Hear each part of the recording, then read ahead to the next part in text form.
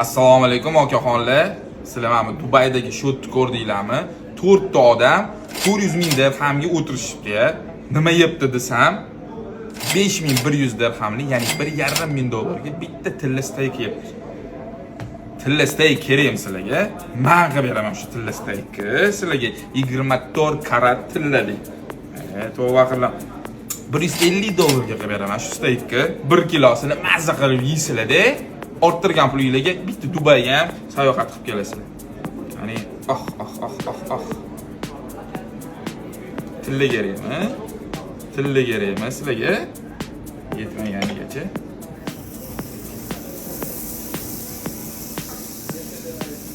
Voy degan joylardan bu ha.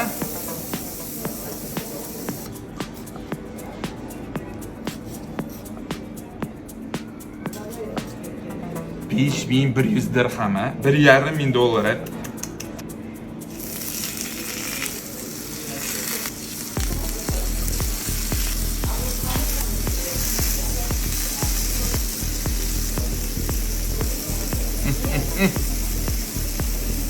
Bunaqa tillali steyklar hozircha faqat Burger and Lounge'da. Lekin opisaniyada qoldiraman. Kimki o'zini menyusiga shunaqa tilla qo'shmoqchi bo'lsa, restoran bo'ladimi, kafenya bo'ladimi, bemalol ukamga murojaat qilsanglar bo'ladi.